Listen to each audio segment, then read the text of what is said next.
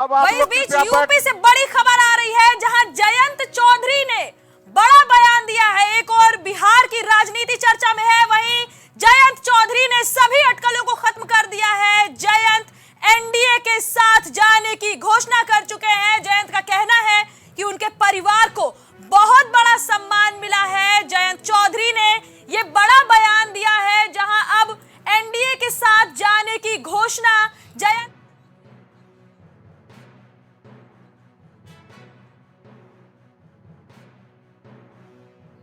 जयंत का कहना है कि उनके परिवार को बहुत बड़ा सम्मान मिला है। आपको बता दें, चौधरी चरण सिंह के लिए जब से भारत रत्न का ऐलान हुआ, तब से इस बात पर लगभग मुहर लगने की बात कही जा रही थी कि 12 फरवरी को जयंत चौधरी एनडीए गठबंधन में शामिल हो जाएंगे। और आज सभी सियासी अटकलें खत्म हो गई। 12 फरवरी की जो तारीख बताई गई थी, जिस तारीख का अंदाजा लगाया जा रहा था कि ये दिन दूसरे विपक्षी गठबंधन इंडिया गठबंधन के लिए बड़ा झटका साबित होगा, वो तय हो गया है।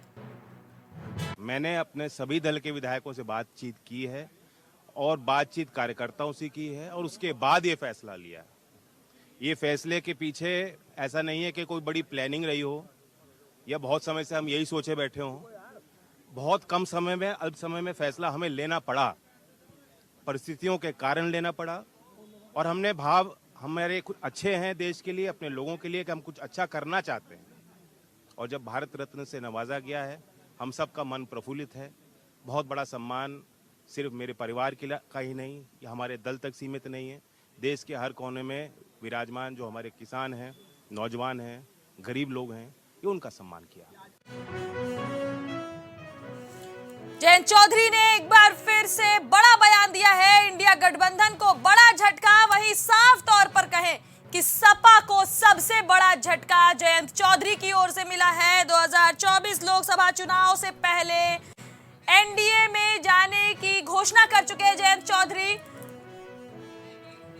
खबर पर अपडेट लेकर हमारे सहयोगी उदयवीर सिंह हमारे साथ सपा प्रवक्ता हमारे साथ जुड़ रहे हैं। उदयवीर जी, जिस तरह से आज जयंत चौधरी ने यह ऐलान कर दिया कि वो एनडीए गठबंधन में शामिल हो रहे हैं, कितना बड़ा नुकसान सपा को या इंडिया गठबंधन को झेलना पड़ सकता है?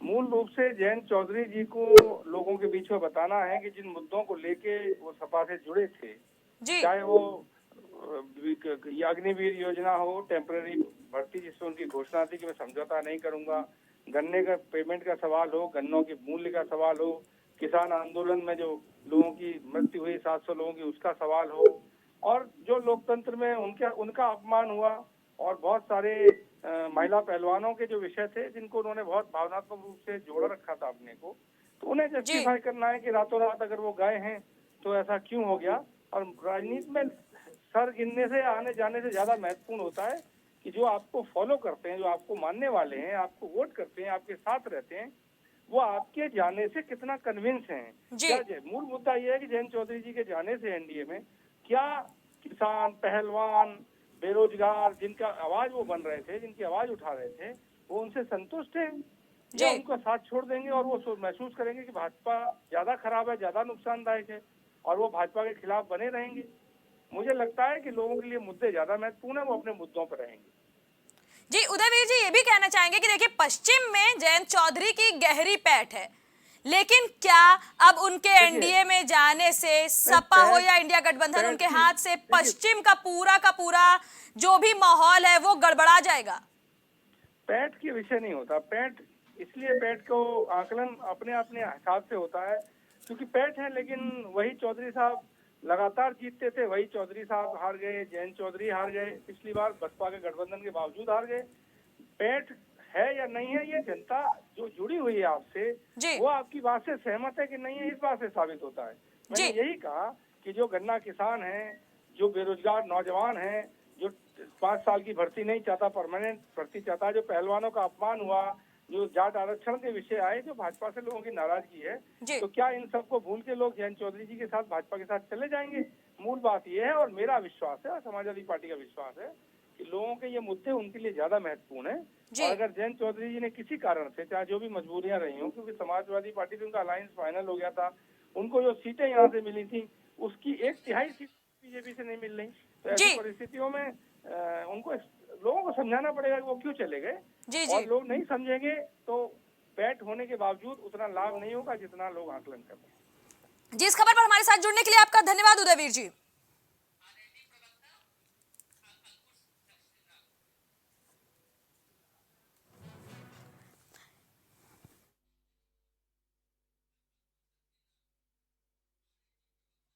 इसी खबर पर हमारे साथ अपडेट्स लेकर जुड़ रहे हैं आरएलडी प्रवक्ता अंकुर सक्सेना।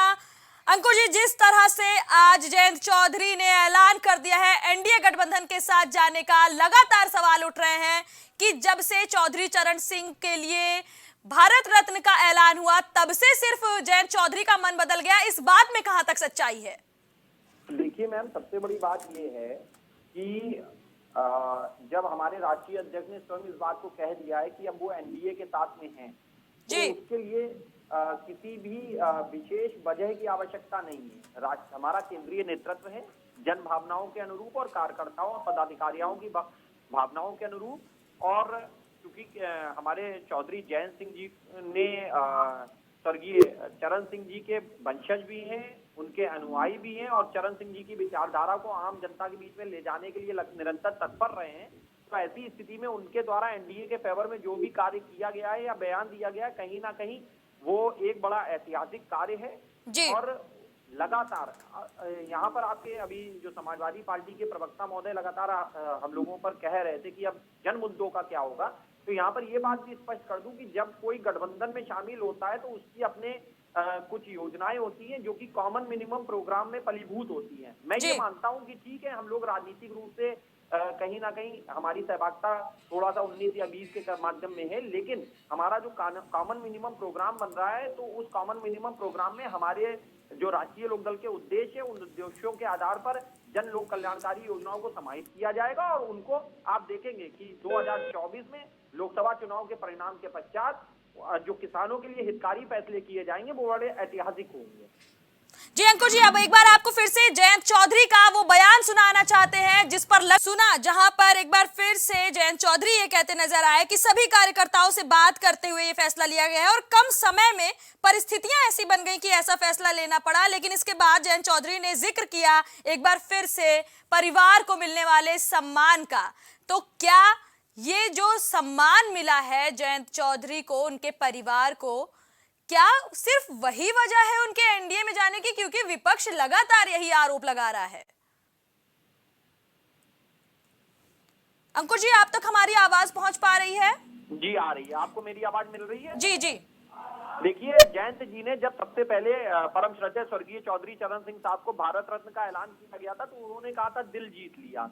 दिल तो एक ही होता है, जब उस दिल को जीत लिया गया है तो उसके बाद कोई भी बातें बेमानी हो जाती है।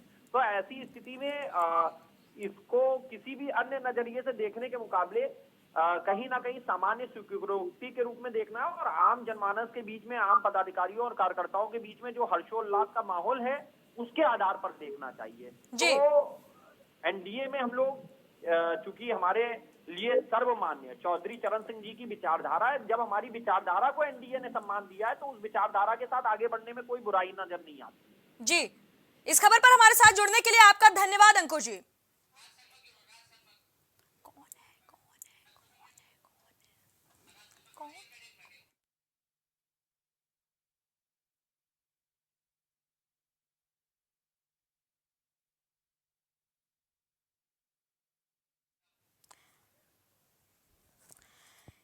इसी खबर पर हमारे साथ कांग्रेस प्रवक्ता राज शर्मा जुड़ रहे हैं। राज शर्मा जी, जिस तरह से जयंत चौधरी ने ऐलान कर दिया है एनडीए गठबंधन के साथ जाने का, क्या इंडिया गठबंधन के लिए ये बहुत बड़ा झटका है, इसका नुकसान उठाना पड़ेगा?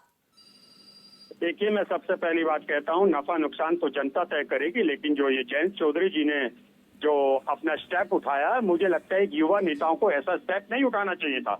अभी थोड़े ही दिनों में उन्होंने, क्योंकि आज देश में युवाओं की संख्या ज्यादा है और युवा उनको एक अपना टाइकून समझने लगा था, लेकिन जिनको वो टाइकून्स युवा समझ रहा है और वही टाइकून्स अभी कुछ दिन पहले कहते हैं मैं कोई चवन्नी नहीं जो चाहे मुझे उछाल ले और यहीं ले जा ले, और उसके बाद अगर वो किसी और पार्टी में मिल जाते हैं तो मुझे लगता है ये जयंत चौधरी ने किसी गठबंधन का अपमान नहीं किया, बल्कि जी। युवाओं का अपमान किया। और शायद मुझे लगता है आने वाले टाइम में युवा इनको वोट कभी नहीं देगा। जी, क्या राज जी जिस तरह से एनडीए में जाने की बात जिस तरह से कहते हुए जयंत चौधरी नजर आए, जिस दौरान इन्होंने ये भी कहा कि जो सम्मान मिला वो काफी बड़ा है, तमाम ऐसे आरोप लगे कि सिर्फ एक सम्मान की वजह से एनडीए का रुख कर रहे हैं जयंत, इस बात को आप कहां तक मानते हैं? मैं इसमें मानसिकता को कहूंगा, आदमी की जैसी सोच होती है, जैसा ही वो दिल से सोचता है वैसे ही वो हरकतें करता है। मैं नहीं समझता कि चौधरी चरण सिंह जी को किसी मान की जरूरत थी। वो अपने आप में एक देश का मान था। जिस प्रधानमंत्री ने मेरे देश की आत्मा को साध किया हो, उसे कोई इससे बड़ा अपमान क्या दे सकता है, अपमान क्या दे सकता है। लेकिन अगर मैं जयंत चौधरी जी के बारे में बोलूं तो उन्होंने अपने दादा का अपमान किया है। जी देखिए, सपा सुप्रीमो कहते नजर आए थे कि उनकी फिलहाल बात नहीं हुई है जयंत से, लेकिन दूसरी ओर ओपी राजभर ने साफ कर दिया था कि 12 तारीख को ऐलान हो जाएगा। तो क्या ये खबरें अंदर ही अंदर पक रही थी? क्योंकि देखिए, तारीख वही है जिसका जिक्र ओपी राजभर ने किया था और आज ही ऐलान कर दिया जयंत चौधरी ने। तो क्या आज की तारीख कुछ खास है या फिर पहले से तय थी कि आज ही ये ऐलान होना है? दूसरी तरफ बिहार में भी गजब का घमासान मचा हुआ है। देखिए, मैं इस बात को बता दूं कि इस वक्त दो पार्टियों का वजूद चल रहा है, एक संस्कारी और एक जिसका संस्कार नहीं है। हमारे गठबंधन में, इंडिया गठबंधन में सारी संस्कारी पार्टी हैं जो नेता बोलते हैं और अपने जो गठबंधन के साथियों का सम्मान भी रखते हैं। दूसरी ओर भारतीय जनता पार्टी है जो कि ये चिंदी गठबंधन है इनका। इस गठबंधन में कोई भी संस्कारी पार्टी नहीं है, कोई भी संस्कारी नेता नहीं है, इसलिए ये लोग छिपाते हैं और ये लोग देश के लिए कोई काम नहीं कर रहा है। मैं हर आप ही के चैनल के माध्यम से भारतीय जनता पार्टी के और एनडीए के नेताओं से पूछना चाहता हूं कि जब नरेंद्र मोदी साहब और गृह मंत्री आपस में बैठते होंगे तो क्या ये देश की बात करते भी हैं या सिर्फ यही बातें करते हैं किस एमएलए को खरीदना है, किसको राज्यसभा सदस्यता देनी है? बस हमारी सीट बनी रहे, देश जाए बाहर में। राज जी, आपको रोकना चाहेंगे क्योंकि आ रही है जहां पर तेजस्वी यादव का बयान सुनने को मिलने वाला है। सुने लाइव कि तेजस्वी यादव इस समय विधानसभा में क्या कुछ कह रहे हैं। कि भाई हम लोगों का एक ही लक्ष्य है, न प्रधानमंत्री बनना है न किसी को मुख्यमंत्री बनना है। देश भर के विपक्षों को रोल बंद करके जो तानाशाह है उसको दोबारा नहीं आने देना है, इसीलिए ना आ पाए थे। और आप जब गवर्नर हाउस गए महोदय, मुख्यमंत्री जी, जब आप बाहर आए तो आपने बोला कि आपका मन नहीं लग रहा था। आपने ये बोला कि मन नहीं लग रहा था। मन नहीं लगेगा तो हम लोग नाचने गाने के लिए थोड़ी है, आपका मन लगाने के लिए। हम तो आपका साथ ना देने के लिए थे कि जो काम आप बोलते थे असंभव है उसको हम लोगों ने मुमकिन करके दिखाने का काम किया।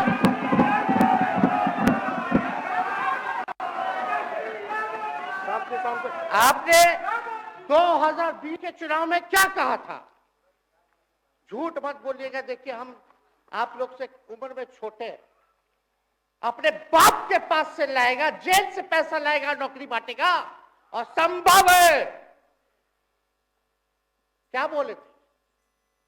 और हमने उस समय चुनाव के दौरान रोजगार पर विशेष तौर पे हमने बोला था, हमने साइंटिफिक अध्ययन किया, रिक्त पदें हैं इतनी इतनी है, उसको हम लोग जो है भरने का काम करेंगे। हमको दुख इस बात का नहीं है कि हम लोग विपक्ष में आ गए, हमको तो खुशी है कि उन 17 महीनों में जो देश में किसी सरकार ने नहीं किया उसको हमारी महागठबंधन सरकार ने करने का काम किया। आप बताइए, आपको याद होगा जब आप बीजेपी को धोखा देना चाह रहे थे, हम तो नहीं आना, आपके साथ आना चाहते थे। ये बात हम आपको कहे भी थे कि हम तो नहीं आना चाहते हैं मुख्यमंत्री जी, लेकिन देश भर के सभी नेताओं का दबाव है कि भाई एक बार 2024 के चुनाव में हम लोग एकजुट हो जाएं और एकजुट होकर के मोदी जी को हराने का काम करें। तब हमने क्या कहा था मुख्यमंत्री जी, याद है? विजय जी हैं, आप भी सामने हैं। हम कहते मुख्यमंत्री जी हम सरकार में नहीं आएंगे, हम बाहर रह करके आपको समर्थन देंगे और आपके सरकार को कोई खतरा नहीं होगा, आप चलाइए सरकार, निफिक्र होकर के चलाइए, क्योंकि हम लोगों का भी लक्ष्य है कि भाजपा को देश से भगाने का काम करे। उस सांप्रदायिक शक्तियों को, जो विचारधारा है, जो समाज में जहर बोने का काम करती है, उसको हम लोग भगाने का काम करें। इसीलिए ना हम लोग एक साथ आए थे, और तो कोई कारण नहीं था। अब हम को बताना हम नहीं चाहते हैं कि दशरथ तो नहीं चाहते थे राम वनवास जाए, लेकिन कैकेयी जरूर चाहती थी कि राम जो है वनवास चले जाएं। मुख्यमंत्री जी, आप हमको बेटा कहे हैं, हम चाहते हैं कि आप लंबी उम्र रहिए और जो सिलसिला आपने चलाया था उसको जरूर आगे चलाइए, उसमें हमारा समर्थन रहेगा। रोजगार बांटिए, नौकरी बांटिए, जो गांधी मैदान से आपने ऐलान किया था, लेकिन कैकेयी को भी पहचानिए, कौन कौन कैकेयी बैठा हुआ है आपके पास। सम्राट चौधरी जी पगड़ी पहनते, फालतू है, पहनते हैं, उतारने का बात करते हैं। ये सब करो, फिल्म का शूटिंग चल रहा है महोदय। अब बांध लिए पगड़ी, चलो आओ मैदान में, अब खोलिएगा। अरे हमको गलत बात नहीं है, सुन लो यार। नवीन जी सुनिए ना, पथ निर्माण मिल जाए, बहुत कृपा होगी, आप आगे काम कीजिएगा। बैठिए ना,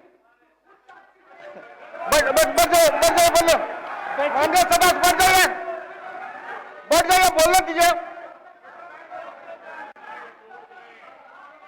तो उपाध्यक्ष महोदय बोले दीजिए, बैठिए, आप लोग शांति से बैठिए। आप जब बोलिएगा इधर से कोई बोलेगा, आप शांति से बनाए रखिए। हमें विश्वास है कि हमारे एक और चाचा विजेंद्र जी बैठे हैं यहाँ, हमको जरूर लगता कि इन्होंने जरूर सलाह दी होगी सम्राट चौधरी जी को पगड़ी उतार लो।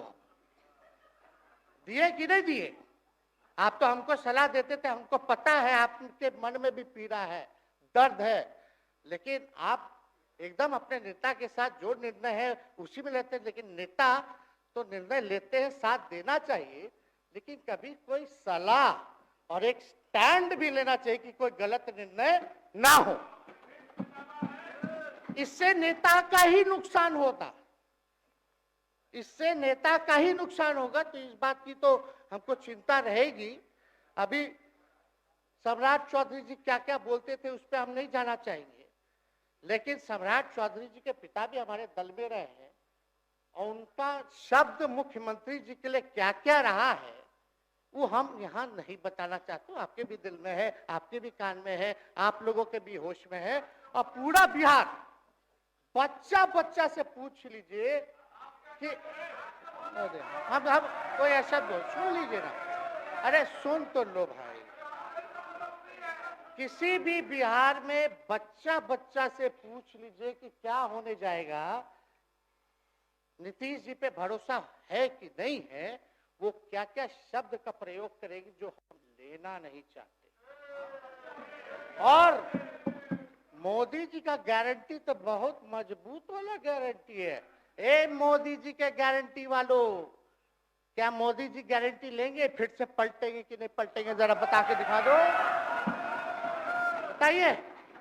मोदी जी के गारंटी वालों बताओ, बताइए, पलटेंगे कि नहीं पलटेंगे मोदी जी का गारंटी। खैर, हमको इसकी चिंता नहीं है।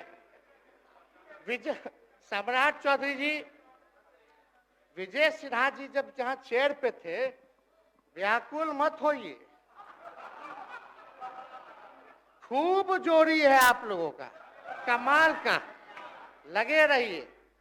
लेकिन आप लोग तो क्या क्या बोलते थे, अब उस पर तो हमको बताने का जरूरत नहीं है, सब लोग जानते हैं कि बतवा क्या दोबारा तिवारा जो है रटा जाए, कहा जाए, इसका कोई मतलब नहीं है। लेकिन एक बात समझ लीजिए कि नीतीश कुमार जी आदरणीय हैं, कम से कम एक बार बता तो देते कि हम नहीं रहना चाहते जा रहे। इस बार तो आपने कुछ कहा भी नहीं। अरे भाई, हम मुख्यमंत्री, उप मुख्यमंत्री, आप मुख्यमंत्री हैं, सबसे बड़ा दल हमारा है, कम से कम एक बार बुला के बोल देना चाहिए। कोनो आपको हम कुछ कहते हैं? आप बताइए, हम आपको कुछ कहे हैं? कितना अच्छा हम लोग बातचीत करते थे, हर चीज करते थे। लेकिन अब चलिए ठीक है, अच्छे पल को तो हम जिंदगी भर याद करेंगे, सुजो को रखेंगे, उसमें हमारे मन में कोई खोट नहीं है। और हम लोग एकदम मजबूती के साथ खूंटा गाड़ के खड़े हैं कि आपने जो संकल्प, महोदय मुख्यमंत्री जी, आज तो आपसे हम कह ही सकते हैं ना, आप तो बुलाए नहीं, खुद ही चले गए गवर्नर हाउस, लेकिन आज हम इतना तो आपसे कह सकते हैं ना, इतना बात तो कह सकते थे कि आप बुला लेते, हम लोग बात कर लेते, नहीं है ठीक है तो उसका भी व्यवस्था कर देते। अगर हमारे सरकार से, हमारे मंत्रियों से दिक्कत है तो फिर से बाहर से समर्थन दे देते और कोई माई का लाल हिला देता उस सरकार को। ये मन में शंका मत पालिएगा, जब हमने आपसे कमिटमेंट कर दिया था तो मन में कभी भी शंका, आपके मन में भी हम बोलते थे कोई कंफ्यूजन होगा तो बुला करके बात कर लीजिए, दूर कर लीजिए। क्यों? क्योंकि हम आपको अपना परिवार समझते हैं, हम लोग समाजवादी परिवार के हैं मुख्यमंत्री जी, और इसको ध्यान में रखना चाहिए। विजेंद्र जी, विजय जी, सब लोग को बात रखना चाहिए। और हम कहना चाहते हैं, जो आप झंडा लेकर के चले थे कि मोदी जी को देश में रोकना है, आपका भतीजा झंडा उठा करके मोदी जी को बिहार में रोकने का काम करेगा।